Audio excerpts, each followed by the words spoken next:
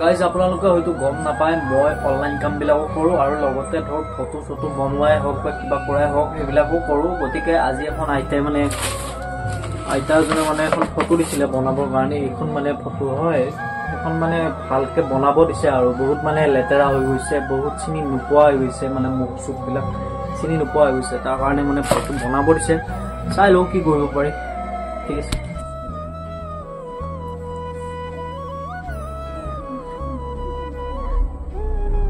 তো গাইজ ফটোটো এতিয়া বনাবলৈ ওলাইছোঁ, আপোনালোকে চাব পাৰে ফটোটো।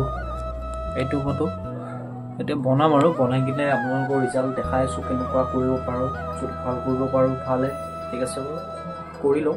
কৰাৰ পিছত আপোনালোকক দেখাই আছোঁ। তো ফটোখন হ'ল, ফটোখন এডিট কৰিলোঁ, বনালোঁ আৰু আপোনালোকক দেখাই আছোঁ। এইখন হ'ল আগৰখন আৰু বৰ্তমান যিখন বনালোঁ এইখন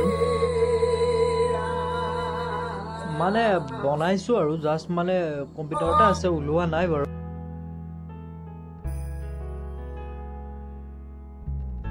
তো ঠিক আছে বাৰু আজিলৈ ইমানতে। আৰু বেকগ্ৰাউণ্ডত মানে আমাৰ মন্দিৰৰ তাতে মানে প্ৰতিবাদ কৰি আছে, চ' সেইকাৰণে মানে চাউণ্ডটো আহি আছে।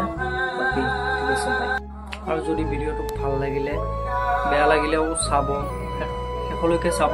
প্ৰথম ব্লগ বনাইছোঁ আৰু ভাল হৈছে নে কি হৈছে গম নাপাওঁ, জাষ্ট মানে চাইছোঁ আৰু পাৰিম নে নোৱাৰিম আপোনালোকক ক'ব আৰু। ঠিক আছে।